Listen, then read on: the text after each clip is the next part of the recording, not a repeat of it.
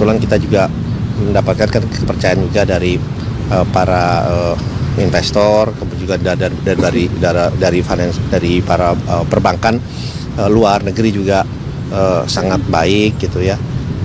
Jadi ya ada beberapa, kalau saya sampaikan ke Bapak Presiden bahwa kalau dari pendanaannya kita tidak ada masalah. Ya, tadi saya dipanggil lagi dengan Bapak untuk lebih membicarakan masalah ekonomi. Jadi ekonomi bagaimana supaya akselerasi dari pertumbuhan kita ini dari segi pertama investasi, kontribusi bisa berbesar, kemudian hilirisasi. Karena kebetulan kan tadi saya juga mendampingi Bapak ke Cilegon ya, berangkat tadi pagi dengan Bapak untuk yang Lotte Chemical. Nah, itu Bapak melihat bahwa ini kan suatu hal yang positif. Jadi untuk hilirisasi yang sudah dipetakan, dicanangkan, kita melakukan evaluasi kan secara komprehensif keseluruhan. Nah, itu arahannya kalau yang sudah dilakukan evaluasi secara baik, secara benar, itu sudah bisa mulai dijalankan dulu. Jadi kalau misalnya udah ada yang misalnya dari 18 sudah ada yang berapa yang sudah oke, baik secara financial, secara legal, administrasi, teknologi sudah oke, itu bisa segera dijalankan. Kemudian bagaimana juga untuk pendanaannya, kita bicarakan juga struktur pendanaannya seperti apa. Kemudian peran Danantara itu seperti bagaimana.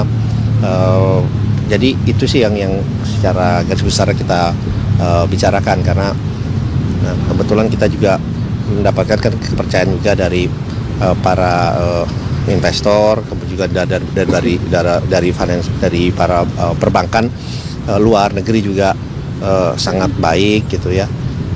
Jadi ya ada beberapa, kalau saya sampaikan ke Bapak Presiden bahwa kalau dari pendanaannya kita tidak ada masalah. Kita mempunyai pendanaan yang sangat baik, sangat solid. Kita pun melakukan rating baik oleh Pevindo, ratingnya juga AAA, oleh Fitch juga AAA, rating tertinggi yang kita dapatkan. Saya juga laporkan itu, dan tadi juga melaporkan perkembangan dari program Waste to Energy juga tadi Bapak Presiden minta diupdate.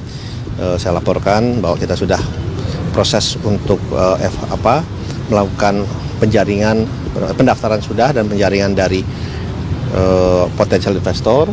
Memang ada lebih dari 240 ya, nggak salah, yang berminat dalam dari luar negeri. Dan ini memang kita melakukan dalam beberapa batch, karena dari kami kan kesiapannya sudah dilihat secara penuh oleh Kementerian LH dan juga oleh Menko Pangan. Jadi kemudian baru diberikan kepada kami untuk melakukan proses biddingnya, tendernya gitu. Itu juga untuk proyek yang Waste to Energy itu ada target groundbreakingnya yang paling cepat, itu ada Pak? Ya kan ada 7 daerah ya yang sudah diberikan green light lah oleh Menko Pangan dan juga oleh LH. Kita minggu depan, minggu depan itu kita akan buka untuk proses biddingnya, masukkan penawarannya ya. Itu mulai proses kita memberikan data dan penawaran itu kita mulai minggu depan gitu. Jadi karena dari 6 itu, dari 7 itu memang kesediaan lahannya kan sudah ada. Kemudian kesediaan dari sampahnya juga sudah cukup, kesediaan dari infrastrukturnya juga, jalan maupun air juga sudah ada. Jadi itu bisa kita proses lebih lanjut lagi untuk yang 7 daerah itu. Pak, bicara soal hilirisasi, tadi Pak Bahlil bilang sudah menyetorkan 18 proyek hilirisasi gitu. Salah satunya adalah DME, Diameter Itel ya Pak. Itu progresnya sejauh mana Pak? Penugasannya dari Danantara? Ya, kita tentunya yang disampaikan oleh Pak Bahlil itu, kemudian kita kan melakukan evaluasi secara keseluruhan. Itu tadi yang saya sampaikan di awal.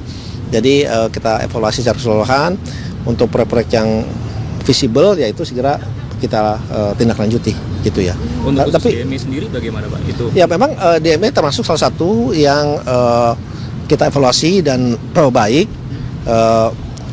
Tapi kita juga memastikan dulu untuk teknologinya, teknologi yang kita utamakan adalah yang up to date juga dan yang paling efisien lah. Karena kan DME ini dulu pernah dicoba dijalankan, ya kan, sempat groundbreaking malah, tapi kemudian berhenti kan. Nah, hal itu yang kami kalau di Danantara tidak mau ada hal itu terjadi lagi. Jadi kita benar-benar kalau melakukan evaluasi benar-benar secara menyeluruh, sehingga pada saat kita mulai berjalan atau groundbreaking itu akan berjalan secara full dan sesuai dengan target-target yang dicanangkan. Itu aja ya. DME sendiri, Oke, makasih ya. DME-nya sendiri investasi langsung apa delegasi ke BUMN Pak untuk DME tadi?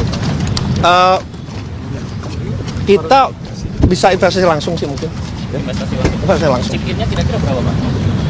Berapa dollar gitu? Aduh, saya nggak ingat angkanya, soalnya ada banyak angka-angkanya. Tapi yang West for Energy itu Pak bakal kerjasama juga sama DG-nya sih Pak, berkaitan juga MDG. Dengan apa? Yang West for Energy ini Pak bakal kerjasama sama DG juga sih Pak. Ini waste to energy. Waste to energy.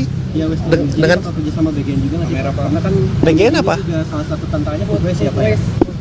Oh, food waste. Oh. Ada kerjasama ke situ juga nggak Pak? Ya kita pokoknya kerjasama gini, kita pokoknya dengan teknologi yang ada kan semua sampah yang ada itu bisa diolah, baik maupun yang terdahulu maupun yang sekarang. Nah, jadi dan sampah itu sekarang tidak perlu dipisah-pisahkan. Kalau dulu kan harus dipisah-pisahkan. Sekarang semua sampah itu bisa diolah dengan teknologi yang ada, baik yang baru maupun yang lama. Ya memang hanya membedakan mungkin kadar outputnya saja yang akan beda. Sehingga contohnya misalnya di Bantar Gebang atau di tempat lainnya. Jadi yang dilakukan waste to energy-nya atau sampahnya itu yang lamanya pun kita ambil. Jadi harapannya nanti semuanya itu akan bersih gitu. Maaf, ini benar-benar skemanya semua itu diolah tanpa dipisah. ya. Tanpa dipilah. Jadi semua plastik, batu, besi, baterai itu termasuk B3 bisa diolah bersama. Iya, itu bisa diolah, tapi kan pasti ya kalau yang besi mungkin ya beda juga kali ya. Tapi pada intinya sampahnya ini tidak perlu diolah, tapi sebelum kan tidak bisa, tapi tidak perlu dipilah, tapi bisa dilakukan secara keseluruhan. Ya. Oke, makasih ya. Pasal yang kata kerjasama